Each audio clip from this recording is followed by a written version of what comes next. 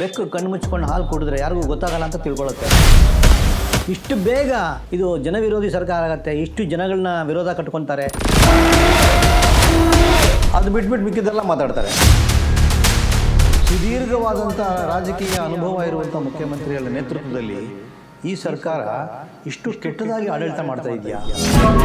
ಮಾತು ಮುಂಚೆ ಕೇಂದ್ರ ಸರ್ಕಾರ ದುಡ್ಡು ಕೊಟ್ಟಿಲ್ಲ, ಕೇಂದ್ರ ಸರ್ಕಾರ ದುಡ್ಡು ಕೊಟ್ಟಿಲ್ಲ. ನೀವೇನು ಮಾಡ್ತಿದ್ದೀರಾ? ನಿಮ್ಮ ಸರ್ಕಾರ ಏನು ಮಾಡ್ತಾ ಇದೆ?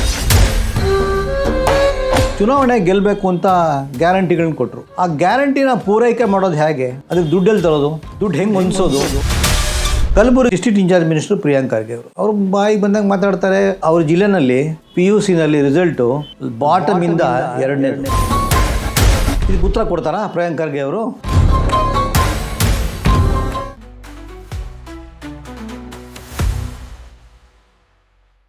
ಎರಡು 2023ನೇ ಇಸ್ವಿನಲ್ಲಿ ಕಾಂಗ್ರೆಸ್ ಸರ್ಕಾರ ಪೂರ್ಣ ಬಹುಮತದೊಂದಿಗೆ ಅಧಿಕಾರಕ್ಕೆ ಬಂತು.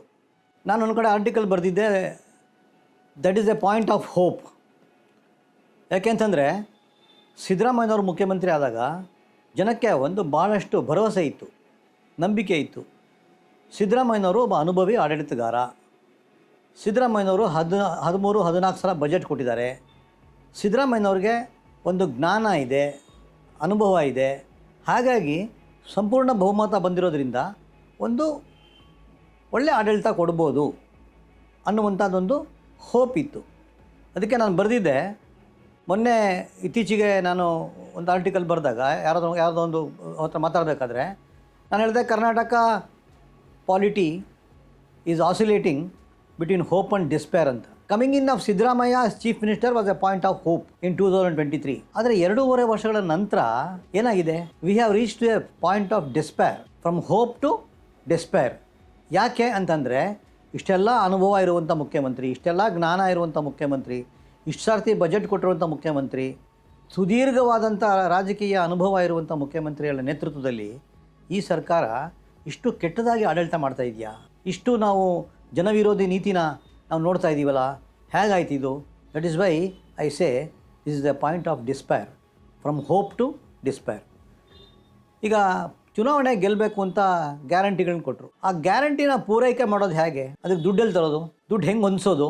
ಸೊ ಇವ್ರೇನು ಮಾಡಿದ್ದಾರೆ, ಸಾಕಷ್ಟು ಎಲೆಕ್ಟ್ರಿಸಿಟಿನಲ್ಲಿ, ಬೇರೆ ಬೇರೆ ಸ್ಟ್ಯಾಂಪ್ ಡ್ಯೂಟಿನಲ್ಲಿ ರೇಟ್ ಜಾಸ್ತಿ ಮಾಡಿ ಆ ದುಡ್ಡನ್ನು ಗ್ಯಾರಂಟಿ ಕೊಡ್ತಾ ಇದ್ದಾರೆ. ಗ್ಯಾರಂಟಿಯಿಂದ ಅವ್ರು ಕ್ಲೈಮ್ ಮಾಡೋದೇನು ಅಂದರೆ ministers, the quality of life has improved ಅಂತ.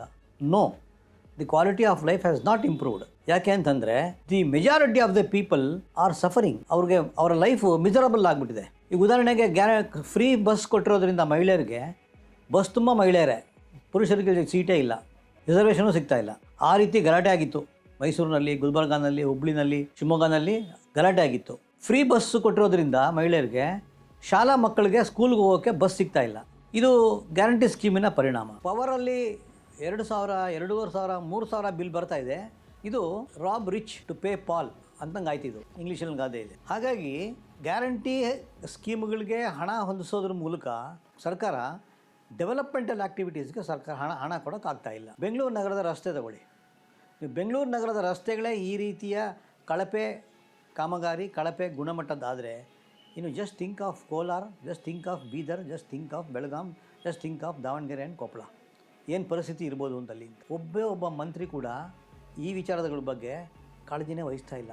ಸಾವಿರಾರು ಶಿಕ್ಷಕರ ಹುದ್ದೆ ಖಾಲಿ ಇದೆ. ಈಗ ಉದಾಹರಣೆಗೆ ಹೇಳಬೇಕು ಅಂತಂದರೆ ಗುಲ್ಬರ್ಗಾ ಜಿಲ್ಲೆ, ನಮ್ಮ ಕಲಬುರಗಿ ಅಂತ ಹೇಳ್ತೀವಿ ನಾವು. ಕಲಬುರಗಿಯ district incharge minister Priyank Kharge ಅವರು ಬಾಯಿಗೆ ಬಂದಂಗೆ ಮಾತಾಡ್ತಾರೆ. ಪ್ರಪಂಚ ಎಲ್ಲ ಮಾತಾಡ್ತಾರೆ. ಯುಕ್ರೇನ್ ಬಗ್ಗೆ ಮಾತಾಡ್ತಾರೆ, ಗಾಜಾ ಬಗ್ಗೆ ಮಾತಾಡ್ತಾರೆ, ಇಸ್ರೇಲ್ ಬಗ್ಗೆ ಮಾತಾಡ್ತಾರೆ, ರಷ್ಯಾ ಬಗ್ಗೆ ಮಾತಾಡ್ತಾರೆ. ಎಲ್ಲ ಸರಿ, ಭಾಳ ಜ್ಞಾನವಂತರವರು. ಆದರೆ ಅವ್ರ ಜಿಲ್ಲೆನಲ್ಲಿ PUCನಲ್ಲಿ ರಿಸಲ್ಟು ಬಾಟಮಿಂದ 2ನೇದು, SSLCಯಲ್ಲಿ ರಿಸಲ್ಟು ಬಾಟಮಿಂದ 2ನೇದು. ಯಾಕೆ ಜನ ಫೇಲ್ ಆಗ್ತಾ ಇದ್ದಾರೆ? ಯಾಕೆ ಅಲ್ಲಿ ಗುಣಾತ್ಮಕವಾದಂಥ ಶಿಕ್ಷಣ ಸಿಗ್ತಾ ಇಲ್ಲ? 371J ಪ್ರಕಾರ ಸ್ಪೆಷಲ್ ಸ್ಟೇಟಸ್ ಕೊಟ್ಟರೂ ಕೂಡ ಅಲ್ಲಿ ಶಿಕ್ಷಕರ ರಿಕ್ರೂಟ್ಮೆಂಟ್ ಯಾಕೆ ಆಗ್ತಾ ಇಲ್ಲ? ಇದಕ್ಕೆ ಉತ್ತರ ಕೊಡ್ತಾರಾ ಪ್ರಿಯಾಂಕ್ ಖರ್ಗೆ ಅವರು? ಅದು ಬಿಟ್ಬಿಟ್ಟು ಮಿಕ್ಕಿದ್ದೆಲ್ಲ ಮಾತಾಡ್ತಾರೆ. ಹಾಗೆಯೇ ಕಾನೂನು ಸುವ್ಯವಸ್ಥೆ ಹೆಂಗಿದೆ ಈಗ? ಮೈಸೂರಿನಲ್ಲಿ ಡ್ರಗ್ ಮ್ಯಾನುಫ್ಯಾಕ್ಚರಿಂಗ್ ಫ್ಯಾಕ್ಟ್ರಿ ಸಿಗುತ್ತೆ ಮುಂಬೈಯವ್ರಿಗೆ, ಮಹಾರಾಷ್ಟ್ರ ಪೊಲೀಸು ಮುಂಬೈಯವ್ರಿಗೆ. ಮೈಸೂರು ನಗರದ ಪೊಲೀಸವ್ರಿಗೆ ಗೊತ್ತಾಗಲ್ವಾ? ಮೈಸೂರು ನಗರದ ಹೊರಗಡೆ ಔಟ್ಸ್ಕಟ್ಸ್ ಆಫ್ ಮೈಸೂರು ಸಿಟಿ ಅಥವಾ ಪಾರ್ಟ್ ಆಫ್ ಮೈಸೂರು ಸಿಟಿ ಇರ್ಬೋದು, ಅವ್ರಿಗೆ ಗೊತ್ತಾಗಲ್ಲ. ಅವ್ರಿಗೆ ಅವ್ರು ಬಂದು ಸೀಸ್ ಮಾಡಿದ್ಮೇಲೆ ಇವ್ರಿಗೆ ಗೊತ್ತಾಯ್ತಾ ಇವ್ರಿಗೆ? So the law and order has gone to the dogs. ಇಷ್ಟೊಂದು ನಿಕೃಷ್ಟ ಸರ್ಕಾರ, ಇಷ್ಟೊಂದು ಜನವಿರೋಧಿ ಸರ್ಕಾರ ಈ ರೀತಿ ಆಡಳಿತ ಮಾಡ್ತಾರೆ ಅನ್ನೋದು ಇದರ ಪರಿಣಾಮ ಏನಾಗಿದೆ? The people are seething with anger and resentment. ಸಿಟ್ಟುಕೊಂಡಿದ್ದಾರೆ ಜನ. ಇವ್ರು ಯಾರು ಖುಷಿಯಾಗಿದ್ದಾರೋ ನನಗಂತೂ ಗೊತ್ತಿಲ್ಲ. ಹೇಳ್ತಾರೆ ಎಲ್ಲ ಖುಷಿಯಾಗಿದ್ದಾರೆ ಅಂತ. ನೋ, ರೈತರ ನೂರಾರು ಜನ ರೈತರ ಆತ್ಮಹತ್ಯೆ ಮಾಡ್ಕೊಂಡಿದ್ದಾರೆ. ಯಾರಾರ ಕೇಳಿದಾರಾ? ಗೊಬ್ಬರ ಸಿಗ್ತಾ ಇಲ್ಲ, ಯಾರಾರ ಕೇಳಿದಾರಾ?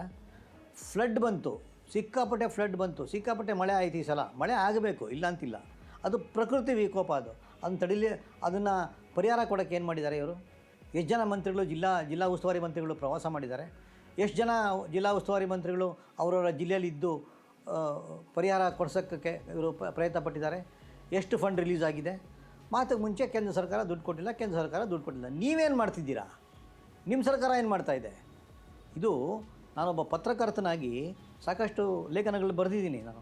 ಈ ಒಂದು ಜನಗಳ ಆಕ್ರೋಶ ಏನಿದೆ ಸರ್ಕಾರದ ವಿರುದ್ಧ, ಇವರು ಸರ್ಕಾರದವರು ಕುಂಭಕರ್ಣ ನಿದ್ದೆಯಲ್ಲಿದ್ದಾರೆ. ಎಲ್ಲವೂ ಸರಿ ಇದೆ ರೀ, ಬೆಕ್ಕು ಕಣ್ಣು ಮುಚ್ಕೊಂಡು ಹಾಲು ಕುಡಿದ್ರೆ ಯಾರಿಗೂ ಗೊತ್ತಾಗಲ್ಲ ಅಂತ ತಿಳ್ಕೊಳ್ಳುತ್ತೆ. ಅಲ್ಲ, ಸಮಾಜದಲ್ಲಿ ಒಂದು ಸಾರ್ತಿ ಇವರೆಲ್ಲ ಪೂರ್ತಿ ಕಣ್ಣು ಬಿಟ್ಕೊಂಡು ಬಂದು ರಸ್ತೆಯಲ್ಲಿ ಓಡಾಡಿ ಜನ ಏನು ಹೇಳ್ತಾರೆ ಅನ್ನೋದನ್ನು ತಿಳ್ಕೋಬೇಕು. ಫುಟ್ಪಾತ್ಗೆ ಹೋಗಬೇಕು, ತರಕಾರಿ ಮಾರೋರ ಹತ್ರ ಹೋಗಬೇಕು, ಹೇರ್ ಕಟ್ಟಿಂಗ್ ಸೆಲೂನ್ಗೆ ಹೋಗಬೇಕು, ಟೀ ಅಂಗಡಿಗೆ ಹೋಗಬೇಕು, ಚಪ್ಪಲಿ ಹೊಲಿಯೋರ ಹತ್ರ ಹೋಗಬೇಕು, ಅವನೇನು ಹೇಳ್ತಾನೆ ಕೇಳಬೇಕು. ಈ ಸರ್ಕಾರದ ಮಂತ್ರಿಗಳು ಈ ರೀತಿ ಕೆಲಸ ಮಾಡಿದಾಗ ಗೊತ್ತಾಗತ್ತೆ ಜನಗಳಲ್ಲಿ ಎಷ್ಟು ಆಕ್ರೋಶ ಇದೆ ಈ ಸರ್ಕಾರದ ವಿರುದ್ಧ ಅನ್ನೋದು ಅವ್ರಿಗೆ ಗೊತ್ತಾಗತ್ತೆ.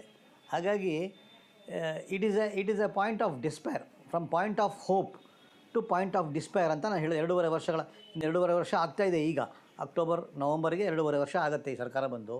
ಇಷ್ಟು ಬೇಗ ಇದು ಜನವಿರೋಧಿ ಸರ್ಕಾರ ಆಗುತ್ತೆ, ಇಷ್ಟು ಜನಗಳನ್ನ ವಿರೋಧ ಕಟ್ಕೊತಾರೆ, ಜನ ಇಷ್ಟು ಸಿಟ್ಕೋತಾರೆ ಈ ಸರ್ಕಾರದ ವಿರುದ್ಧ ಅಂತ ನಾನಂತೂ ಎಣಿಸಿರಲಿಲ್ಲ. ಯಾಕೆ ಎಣಿಸಿರಲಿಲ್ಲ ಅಂತಂದರೆ ಸಿದ್ದರಾಮಯ್ಯನವ್ರ ಬಗ್ಗೆ ನನಗೊಂದು ಅಚಲವಾದಂಥ ನಂಬಿಕೆ ಇತ್ತು, ಒಂದು ವಿಶ್ವಾಸ ಇತ್ತು. ಅನುಭವಿ ಆಡಳಿತಗಾರ, ಜ್ಞಾನವಂತ.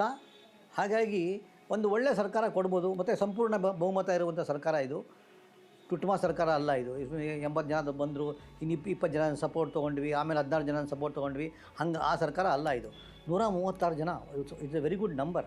ಆದರೆ ಇಂಥ ಸರ್ಕಾರ, ಇಂಥ ಜನ ಓಟ್ ಹಾಕದಂಥ ಸರ್ಕಾರ, ನಾನು ಯಾವುದೋ ಒಬ್ಬ ಅನನುಭವಿ, ಜ್ಞಾನ ಇಲ್ಲದೆ ಇರುವಂಥ ವ್ಯಕ್ತಿ ಯಾರೋ ಆಗಿದ್ದಾರೆ ಅಂತಿದ್ರೆ ನಾನು ಕೇಳ್ತಿರ್ಲಿಲ್ಲ. ಅವ್ರು ಆಡಳಿತ ಮಾಡೋಕ್ಕೆ ಬರಲ್ಲಪ್ಪ ಬಿಡು, ಅಷ್ಟೇ ಇದು ಎಕ್ಕುಟ್ಟೋಗ್ಬಿಟ್ಟಿದೆ ಅಂತ ಹೇಳ್ಬೋದು. ಆದರೆ ಅಲ್ಲ, Siddaramaiah is A most knowledgeable person, most experienced person.